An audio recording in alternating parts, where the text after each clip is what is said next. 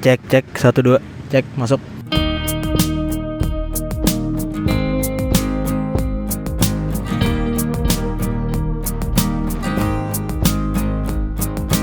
Assalamualaikum warahmatullahi wabarakatuh. Perkenalkan, nama saya Rajiva Randy Baskoro, biasa dipanggil Jiva.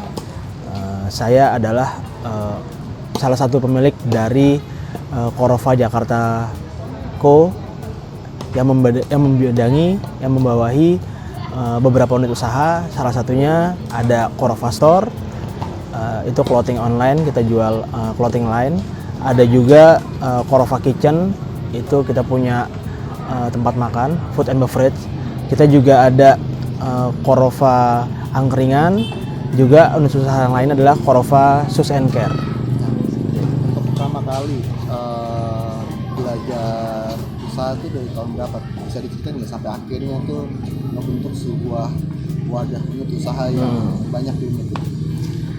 Kalau gua itu pertama kali bikin usaha itu pas zaman kuliah, itu sekitar tahun 2009. Itu pas mau skripsi, itu usaha yang pertama kali gue buat itu adalah usaha clothing line. Dulu gue bikin brand namanya PSB Cloth dan Viosfat Jakarta. Itu memang clothing line itu bergerak agak segmented sih memang, karena kita bermain di subkulturnya itu adalah supporter sepak bola. Kebetulan adalah supporter klub sepak bola Persija Jakarta. Terus setelah itu gue juga pernah ngebangun, gue pernah bikin namanya ayam fried chicken dulu, masih awal-awal 2009 itu. Pernah juga main jus, dulu namanya Jiva Jus, itu ada. Dulu gue bikin di Kebon Jeruk. Kebetulan gue punya abang sepupu, dia punya lahan gitu. Nah itu di depannya gue bikin itu tuh unit usaha tuh. Jadi ada fried chicken gitu kan, namanya dulu HSC fried chicken. Ada namanya Jiva Jus, dan itu selain itu juga punya usaha lain, yaitu gue bikin clothing line seperti itu. Untuk clothing line sendiri itu modal usahanya berapa waktu pertama kali buka? Kalau dulu itu udah lupa ya, maksudnya pertama kali buka itu kan nggak cuma clothing line-nya, jadi pada saat itu juga gue bikin ini juga, beli alat-alat sablonnya sendiri. Jadi pada saat itu gue bikin workshop di rumah gue. Kebetulan ada rumah di Kebon Jeruk, itu kebetulan di atas kan agak kosong kamar. Nah itu gue coba belajar tuh, gue beli papan sablon, rakel, semua. Nah pas sudah mulai bisa, kita coba aplikasiin tuh apa ilmu kita aplikasiin, kita bikin clothing sendiri seperti itu. Ya kalau modalnya sih mungkin sekitar 5 jutaan sampai 10 ya pada saat itu, gue lupa juga sih. Nah, kalau sekarang masih jalan nggak? Kalau brand clothingnya sih mungkin masih jalan gitu, cuman udah jarang ngeluarin artikel gitu. Mungkin beberapa artikel kalaupun ada kita taruh di Korova Store hari ini. Cuma kalau vendor untuk sablonnya udah nggak ada. Selain clothingan tadi ada apa lagi? Apa itu?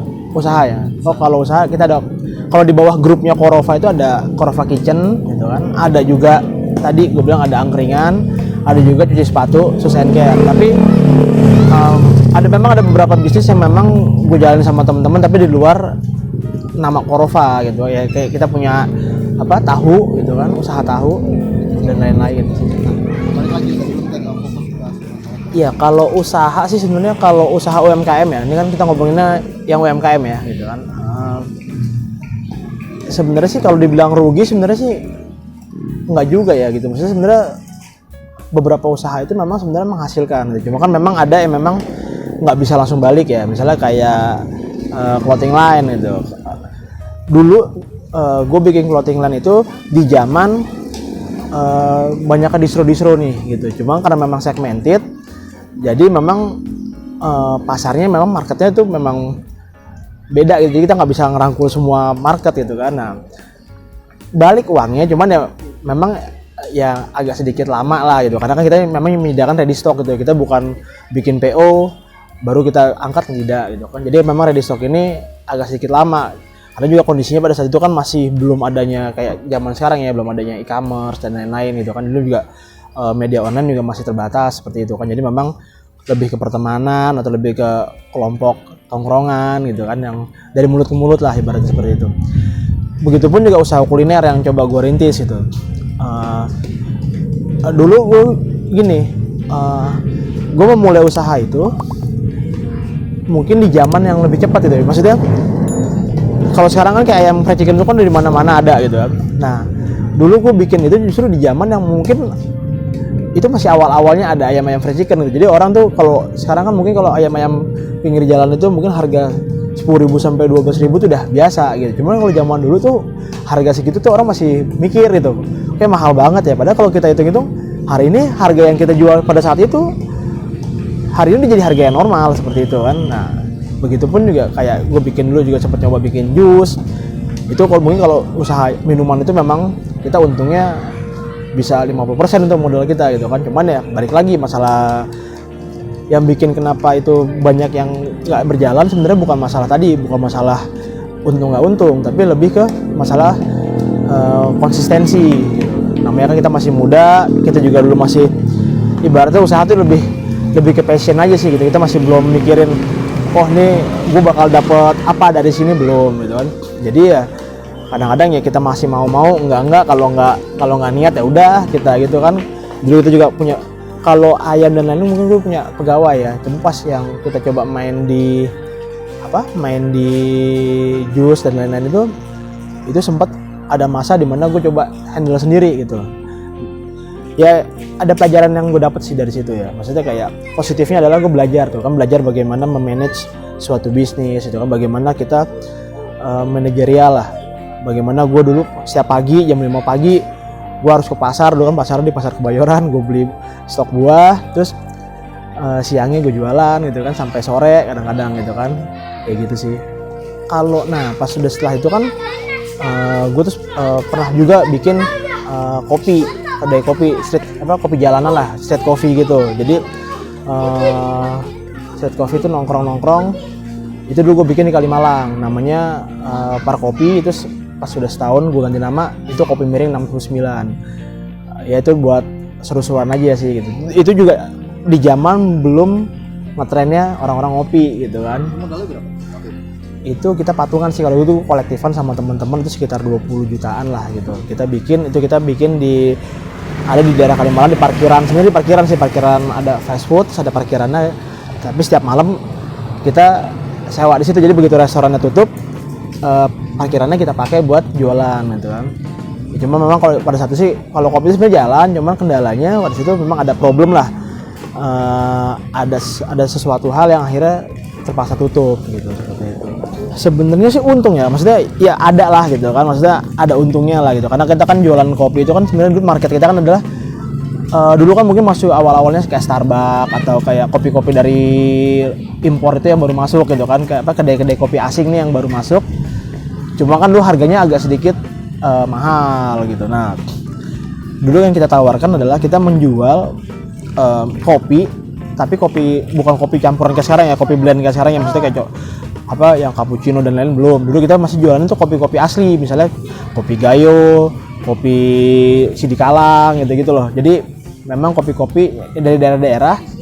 Nah, harapan kita adalah buat pecinta kopi, lo bisa nongkrong, bisa nikmatin kopi tanpa harus beli mahal-mahal. Tadinya seperti itu, kayak gitu sih. Jadi walaupun kita set kopi, tapi yang kita jual sih kopinya insya Allah itu pada saat itu kopi-kopi kelas grade B, grade A lah gitu. Kalau usaha setelah itu sih ada lagi ya. Jadi pas kopi itu vakum gitu kan, kita stop. Ya walaupun gue juga ada maksudnya ada pemasukan lain dari kerja dan lain-lain, dari bisnis lain, maksudnya bisnis di luar UMKM gitu kan. Sempet tuh akhirnya karena memang jiwanya mungkin suka berdagang gitu, mungkin karena gue juga keturunan Minang, mungkin jadi ada sedikit jiwa-jiwa dagangnya gitu kan, passion dagangnya ada. Ya sempat kayak brand, kayak clothingan tuh gue sempet jalanin lagi tuh, yang tadi kan gue bilang ada namanya Vespa Jakarta. Nah tapi yang OSB Clothing itu gue tutup, gue bikin brand baru tuh, jadi ada Vespa Jakarta dan namanya satu lagi Ultra Siberi ID kalau nggak salah. Nah kayak gitu, segmennya sama tuh, masih bola-bolaan, cuman kita memang berangkat dari subkultur yang memang arahnya ke sepak bola dan subkultur lain seperti musik, seperti Vespa dan lain-lain gitu. Karena memang gue besar di subkultur gitu kan. Nah, kalau Vespa tadi lebih ke segmen lebih ke pendukung Persija, kalau Ultra Siberi itu segmennya lebih pendukung bola, cuman lebih ke kultur casual. Jadi lebih ke umum supporter bola manapun, cuman mereka yang menganut culture casual seperti itu. Cuman ya kalau itu sampai hari ini masih jalan. Cuma kadang-kadang gitu. Cuma kendalanya kan kadang-kadang kan materi artikelnya itu yang kita masih terbatas. Jadi apa yang kita harus buat lagi? Kadang-kadang kan kalau di unit usaha itu kan kayak gitu tuh yang agak berat tuh kan, menciptakan produk-produk baru gitu kan yang kita harus berpikir. Sementara ya tadi fokus gue juga kadang-kadang masih kebagi-bagi ya, karena kan ada kerjaan, ada usaha-usaha lain yang memang di luar UMKM gitu kan. Kalau dagang setelah itu gue pernah buat juga ini namanya Migamat itu. Migamat itu jadi gue jualan mie ayam kebetulan itu gue franchise sih, semi franchise. Jadi ada temen bokapnya tuh punya usaha mie ayam dan itu enak banget gitu kan. Itu tahun berapa awal? Itu tahun sekitar 2018-an ya kalau nggak salah gitu kan. Itu enak banget. Terus yang namanya gue sering nongkrong di situ kan, gue coba-coba. Gue tanya nih sama bokapnya temen kan, lu boleh nggak nih om saya bikin ini gitu kan. Boleh aja. Kebetulan si bokapnya temen ini sangat mensupport apa yang namanya anak muda berusaha gitu kan. Apa nih lo, si om nih bilang sama gue tuh, si bokapnya temen ini, kalau kamu mau berusaha ini om kasih kamu harga modal, bahkan dia nggak ngambil untung spesial pun dari itu. Jadi yang penting jalan dulu, yang penting kamu mau berusaha. Nah disitulah akhirnya gue sempet bikin tuh mie ayam Gamat. Cuman ya lagi-lagi karena kurang fokus pada saat itu kan, karena masih banyak yang kebagi-bagi pikirannya. Ya udah itu sempat vakum sih gitu. Sempat mau dijalanin lagi, cuman masih mikir-mikir itu, masih nyari tempat yang cocok sih kayak gitu. Tapi konsep Migamat itu sendiri masih terus berjalan. Apa tuh? Usaha Migamat. Kalau Migamatnya sendiri secara general sih masih berjalan gitu. Cuman kalau yang memang yang cabang yang kebetulan gue pegang ya sampai kemarin kan memang sempat ada permasalahan. Cuman permasalahan sih bukan masalah di mie-nya ya. Jadi permasalahannya tuh itu kan gue buka di suatu tempat gitu loh. Nah, pada saat itu memang ada sedikit kendala di tempat usaha itu. Jadi terpaksa berhenti, mau jalan lagi, cuman kan masih nyari lokasi yang cocok. Terus tiba-tiba kan dihantam sama awal-awal pandemi pada saat itu. Seperti itu. Nah, setelah itu kan baru masuk ke Korova atau belum, masih ada usaha? Kalau Korova sih, kalau menurut saya kalau kayak usaha-usaha join venture gitu sama teman-teman sih ya ada aja. Misalnya kayak modalin bikin apa gitu kan, bikin cuman ya bukan gue sebagai pelaku utamanya, maksudnya lebih kayak ikut naruh saham aja sih gitu, naruh modal aja gitu. Jadi bukan kalau yang memang usaha-usaha yang memang gue handle, maksudnya emang dari awal gue pegang, yang memang dari awal gue pelajarin, ya itu tadi beberapa gitu ya. Terakhir ini Korova Group ini gitu kan, gue sih namanya Korova Jakarta Co ya. Jadi Korova Group ini namanya Korova Jakarta Co yang tadi gue bilang membidangi beberapa lini usaha seperti itu. Nah, kenapa kepikiran sampai akhirnya membuat sebuah unit grup untuk menampung atau mengimplementasikan unit usaha yang ada dalam pikiran Mas Ivan? Iya itu, balik lagi karena kan gue bilang kebetulan gitu, gue ini kan penggiat di dunia subkultur gitu kan. Jadi subkultur itu kan macam-macam tuh. Ada yang subkultur itu memang basicnya musik, ada yang basicnya tadi otomotif, ada yang basicnya hobi ya kayak tadi nonton bola dan lain-lain gitu kan. Nah, dan gue ternyata di situ kan kenal banyak orang yang ternyata anak-anak muda yang mereka ini walaupun masih muda tapi kreatif gitu. Nah ini kayaknya seru ya kalau kita punya suatu bisnis tapi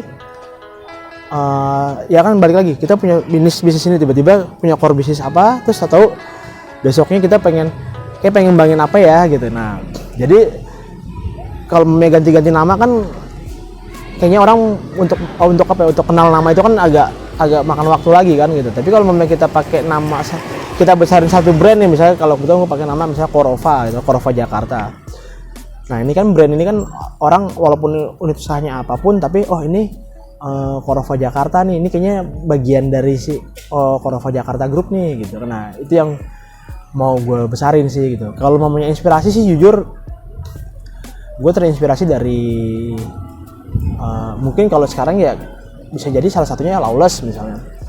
Lawless itu kan awalnya kan kalau nggak salah ya, itu kan awalnya kan berangkat dari sama nih subkultur, cuma mereka kan motor-motoran gitu kan, cuma motor-motor, musik juga gitu kan. Nah, mereka awalnya kan bikin toko kan tuh, bikin store, terus akhirnya kan core bisnisnya berkembang tuh. Ada tuh bikin burger and bar, terus sekarang bikin Lawless donat, bikin Lawless apa. Nah, itu kan yang seperti itu tuh yang mau gue mau. Tapi orang kan tetap dalam satu induk nih namanya Lawless. Nah, gue pengennya gitu. Jadi Korova ini karena memang rootsnya, akarnya sama nih dari subkultur, kebetulan kita dari bola-bolaan. Ya gue mau walaupun nih misalnya Korova nih, kita punya namanya Korova Kitchen. Nah, Korova Kitchen punya cabang di mana-mana, tapi orang tahu tuh oh, itu bagian dari Korova dan itu adalah bagian dari skena ini nih gitu kan, salah satu subkultur ini nih dari ya bola-bolaan lah ibaratnya kayak gitu sih. Gue pengennya itu aja sih. Jadi trademarknya itu, brand itu yang pengen gue gedein gitu. Nah, kalau boleh tahu pertama kali Korova Store itu usahanya apa dan modalnya berapa sampai akhirnya bisa berkembang sebegitu banyak? Ya, kalau Korova ini mungkin sedikit gue ceritain ya. Korova Store ini kan awalnya memang kita berangkat dari komunitas gitu. Jadi kebetulan gue ini pendiri salah satu komunitas pendukung sepak bola tuh, Persija, namanya OSB, Orange Street Boys. Dari dulu saya bilang sama anak-anak, sama teman-teman, kita ini harus punya sesuatu yang unit usaha yang akhirnya itu ngebentuk kita jadi merdeka secara finansial gitu. Jadi percuma dulu sih ini doang, simpel doang sih pemikirannya. Percuma lo punya gaji besar, lo kerja di perusahaan bonafit, tapi begitu klub bola lo main lo nggak bisa nonton gitu loh.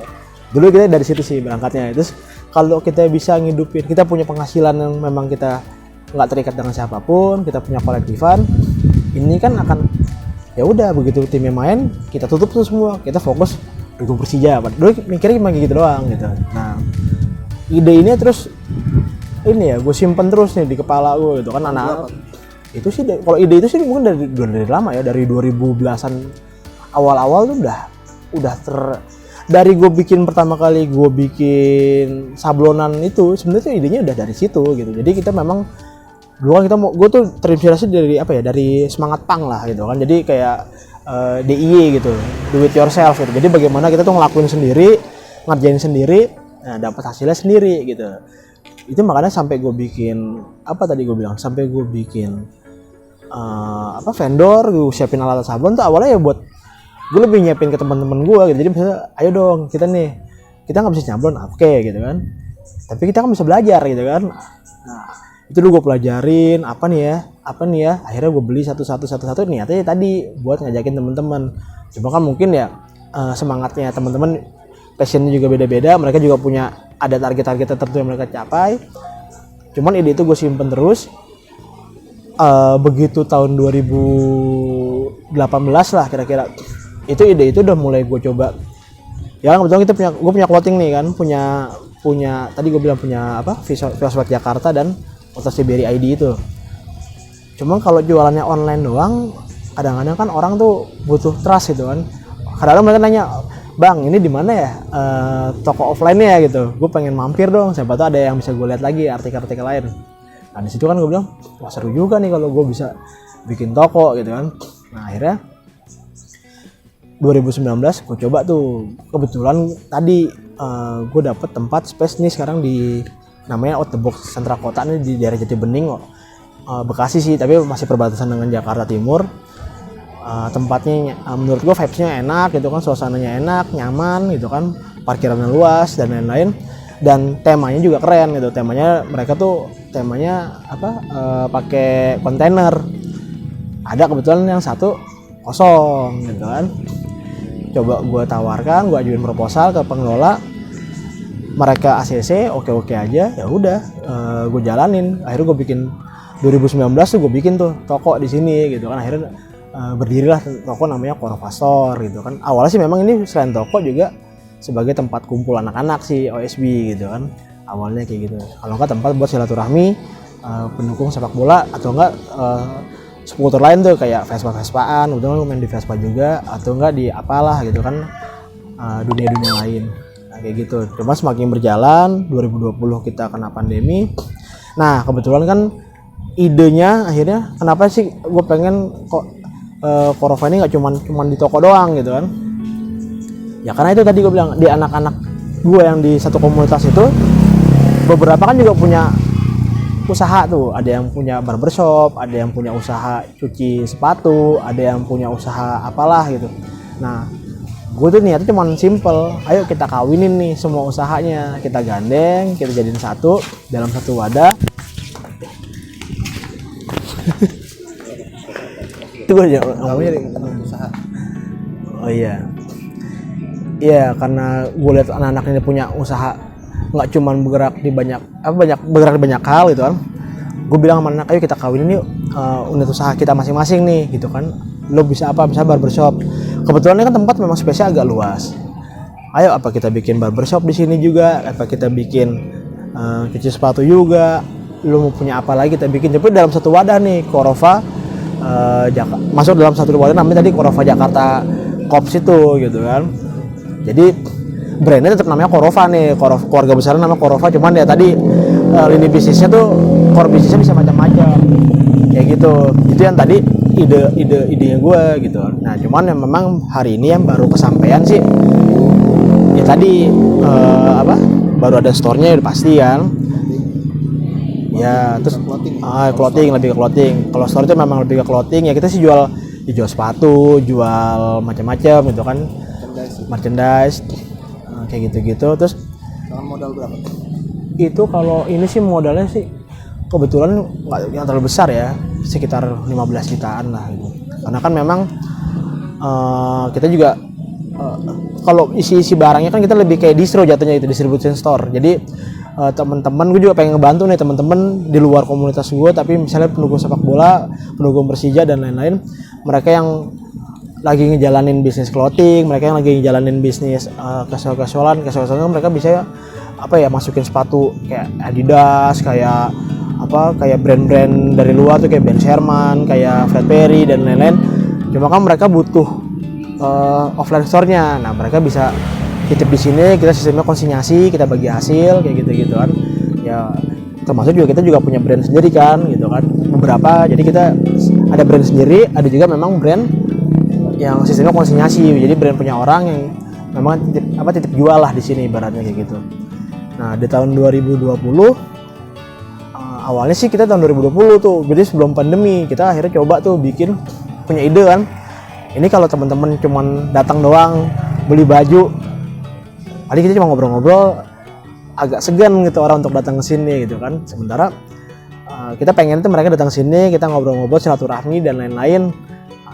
Bisa kalau mereka datangnya sore, mungkin mereka aus, mereka lapar, mereka bisa jajan lah minimal kayak gitu kan. Nah, akhirnya kesampaian kita coba ambil tenan lagi di area ini juga, space kita bikin tadi namanya Korova Kitchen gitu kan. Cuman ya kalau Korova Kitchen itu tadinya sih menu utamanya 2, itu kita mau jual memang karena dia semi fast food istilahnya kan.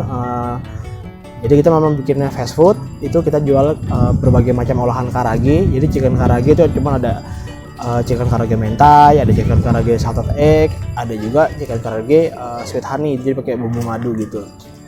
Terus minuman-minumannya kita punya coffee beer, kita punya minuman-minuman lain kayak gitu kan. Itu range harganya dijual berapa tuh kalau makanan di Korova? Kalau makanan di Korova sih range harganya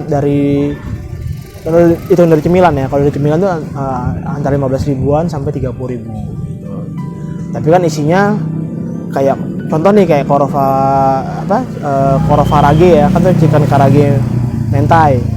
Itu dengan harga 30.000 tapi konsumen udah dapat nasi, ayam karage, bumbunya, terus udah dapat telur orak-arik gitu kan, bahkan plus minum free. Jadi harga itu udah include minuman gitu kan, air mineral yang ukuran 330 ml.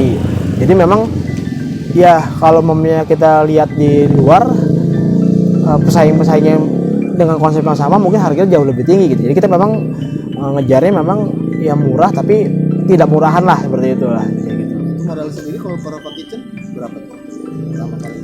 Kalau Korova Kitchen sih modalnya kalau dihitung ya hampir mirip ya, sekitar 10 sampai 15 jutaan juga sih gitu.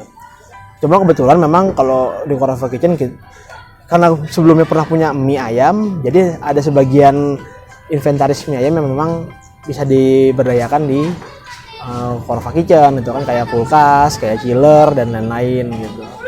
Selain itu ada usaha apa lagi gitu? Ya kalau unit usaha yang udah berjalan lagi itu kita punya Korova Sus and Care gitu. Cuma kalau Korova Sus and Care ini sistemnya lebih ke drop zone sih. Jadi tadi yang gue bilang ide tadi kita kumpulin teman-teman gue yang punya usaha apa gitu kan. Nah ini dijadiin satu bisnis nih. Nah kebetulan ada nih anak gue, teman gue yang mereka punya cuci sepatu, cuman lokasinya agak jauh. Nah dijadiin nih di Korova ini dijadiin salah satu titik drop zone-nya dia gitu. Jadi kita memang ada dua nih, kalau yang treatment yang memang agak simple kita bisa handle langsung di sini. Cuma kalau treatment yang agak berat ya, misalnya kayak unyellowing, kayak repaint gitu, kita harus lempar ke tempat yang memang teman kita ini gitu, kayak gitu sih. Terus yang terbaru ya ini, yang terbaru kita bikin Korova angkringan gitu.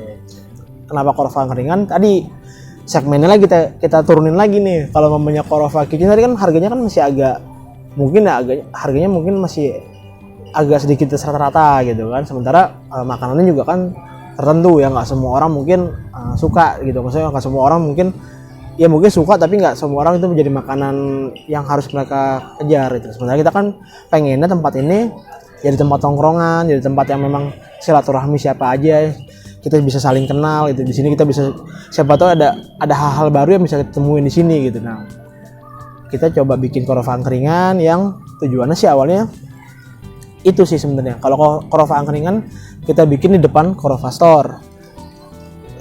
Tujuan awalnya juga simple. Tujuan awalnya adalah menarik orang-orang yang pengen datang ke toko tapi mereka ini belum tentu beli gitu. Kebanyakan kayak gini, orang tuh pengen lihat-lihat tapi segan ke toko karena mereka ya kalau mereka beli mungkin mereka biasa aja. Cuma kalau ada juga orang yang lihat-lihat tapi mungkin belum bisa jadi beli hari itu, atau mereka memang tidak ingin membeli gitu kan. Nah cuma kan kalau mereka tidak jadi membeli, biasanya mereka akan segan untuk masuk ke toko gitu kan. Cuma lihat-lihat doang, biasanya orang kita kan, orang Indonesia kan bisa sifatnya agak nggak enakan gitu. Nah akhirnya kita iseng apa ya yang bisa narik orang-orang untuk datang tanpa mereka bisa lihat, tapi mereka juga kalaupun mereka nggak jadi beli itu mereka juga nggak ada rasa bersalah gitu kan. Ya kita bikin ini Korova angkringan, jadi minimal nggak jadi beli itu, tapi kan mereka bisa nongkrong dulu, bisa duduk-duduk, bisa ngopi-ngopi, bisa nyemil-nyemil lah ibaratnya gitu kan. Nah itu yang kita kejar gitu. Kalaupun akhirnya mereka mau lihat-lihat, mereka juga nggak ada rasa bersalah, mereka juga nggak ada rasa yang gimana itu doang sih gitu. Nah kedepannya juga kita masih akan bikin lagi. Kita kedepannya akan, target kita adalah kita bikin di sini Korova boxing gitu. Itu Korova boxing itu kebetulan juga dari anak-anak kita kan ada yang memang aktif di dunia boxing kan, di dunia Muay Thai, di dunia bela diri gitu kan. Nah sekarang ini juga lagi tren nih anak-anak muda, mereka ikut boxingan, ikut ya niatnya bukan buat jadi berantem ya, cuman niatnya lebih ke olahraga dan silaturahmi gitu. Nah kebetulan karena memang tempatnya agak luas, ini kalau malam bisa kita kepikiran kalau malam bisa nih kita bikin kayak ya buat pelatihan gitu kan, buat kita buka kelas gitu kan, buat kelas olahraga bela diri. teman-teman yang mau daftar atau mau ikutan bisa ikut di sini kayak gitu sih. Kalau di masa PPKM ini memang di out the box ini sendiri waktunya memang masih dibatasi ya. Kalau di peraturan kemarin, di peraturan manajemen itu mereka buka dari jam 2 sampai jam 10 malam. Cuman memang ini sedang direncanakan karena memang kondisi sudah menurun, sedang diupayakan untuk waktu bukanya itu bisa diperpanjang hingga jam 11 atau jam 12 malam gitu sampai hari ini. Kalau boleh tahu dari seluruh unit usaha, pasti yang namanya usaha pasti ada income dong. Nah, kalau boleh tahu total semua sebulan bisa dapat berapa? Ya teman-teman juga termotivasi. Kalau kita ngomongin income agak susah ya. Ya kan kita gini juga, karena kalau kondisinya kan ini baru sebulan setelah PPKM gitu kan. Maksudnya kita juga masih dalam kondisi pandemi gitu kan, terbatas.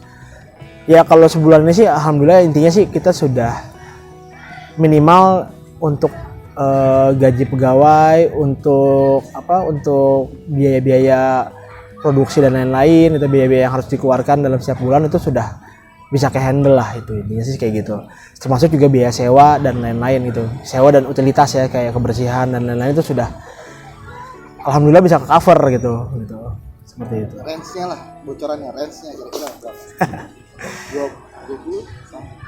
Kalau sekarang sih belum ya, mungkin ya 10-an mungkin bisa gitu. Ya. Soal masalah franchise Mas, kalau ada teman-teman yang baru memulai usaha tapi dia bingung usaha apa, tapi dia tertarik sama unit usaha Korova yang Mas Diva buat ini, boleh nggak teman-teman nih atau Mas Diva ada rencana buat franchise unit usaha ini? Ya kalau Korova Store sih mungkin kita nggak ada ya, tapi kalau Korova Kitchen sedang kita godok sih, ini ya kita hitung bagaimana kita sedang menghitung rincian modal dan lain-lain itu kan ke depan. Mungkin memang kalau memang ada kesempatan bisa jadi gitu kan, kita kalau SOP-nya sudah jelas, RAB-nya sudah ada, kita mungkin akan ada upaya untuk franchise gitu. Cuma mungkin kalau Korova Kitchen franchise-nya masih franchise terbatas ya, dalam artian masih karena ini kan memang akarnya dari pendukung sepak bola gitu kan, walaupun juga umum pun juga bisa kalau memang mereka mau kasih penawaran untuk kerjasama gitu kan. Ya sedang kita dalami lagi lah ya, tapi rencana kedepannya mungkin insya Allah ada seperti itu. Sama juga seperti juga Korova Angkringan, kita juga ada unit usaha Korova Angkringan. Kalau Korova Angkringan ini memang kita kalau franchise hari ini belum, tapi kita ada namanya mekanisme kerjasama gitu. Apa itu mekanisme kerjasamanya adalah saya dan beberapa teman-teman kita menawarkan konsep paket kerjasama dengan orang-orang yang sudah kita kenal nih. Jadi misalnya ada teman-teman lain di luar yang basicnya adalah satu komunitas, satu organisasi sama saya. Nah itu kita tawarkan untuk mau nggak, kalau mereka mau berusaha tapi mereka nggak ada modal untuk alat dan lain-lain, kita siapkan nih paket angkringan gitu kan, paket angkringan yang nanti mereka tinggal kelola, mungkin tempatnya mereka cari sendiri, cuman itu nanti mereka tuh paling kita perjanjiannya adalah sistem setoran atau bagi hasil, itu nanti kita tergantung kesepakatan gitu. Tapi kalau memangnya ada teman-teman atau masyarakat yang mau menjalankan bisnis usaha angkringan gitu tapi bingung harus nyiapin apa, harus bagaimana, itu kami gitu kan di Korova Jakarta Co itu menyiapkan tuh paket angkringan. Jadi dengan harga tertentu teman-teman bisa mendapatkan, pasti yang basic adalah gerobak angkringannya, termasuk juga ya bangku, terus isi-isinya beberapa set seperti itu. Nanti paket-paketnya juga akan kita terdiri dari 3 paket sih. Misalnya paket yang standar itu hanya dapat paket angkringan biasa. Kalau paket yang agak sedikit platinum itu kita bisa dapat misalnya teman-teman termasuk chiller atau termasuk showcase gitu kan. Nah seperti itu sih. Bocorannya paketnya berapa? Kalau paket kita start di angka 10 ya. Tapi 10 itu teman-teman udah bisa dapat semuanya gitu kan. Nanti ya kalau rinciannya nanti bisa mungkin teman-teman bisa menghubungi kontak person kita kan kebetulan ada tuh, kita bisa via WhatsApp, nanti kita bisa komunikasi itu untuk detail-detailnya apa sih yang didapetin nih gitu kan. Terus bagaimana gitu kan. Seperti itu. Kalau ada teman-teman yang berminat untuk bikin usaha angkringan gitu, mau menjalankan usaha angkringan dan mau bekerja sama, maksudnya tinggal jalanin aja itu, kita bisa menyiapkan paketnya dan teman-teman itu bisa menghubungi di WhatsApp di nomor telepon 0812 9690 3811.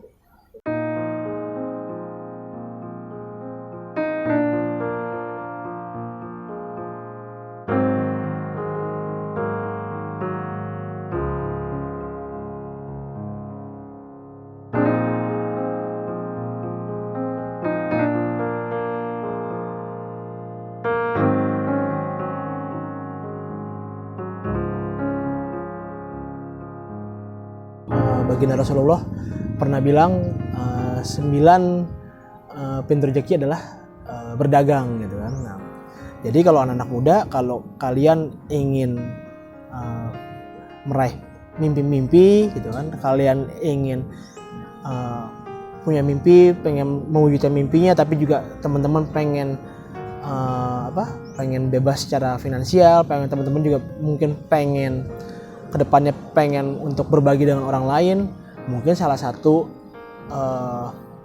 jalannya adalah dengan berdagang gitu. Bukan berarti kalau teman-teman bekerja di kantor itu salah, enggak. Tapi kalau teman-teman memang punya minat untuk berusaha, teman-teman pengen punya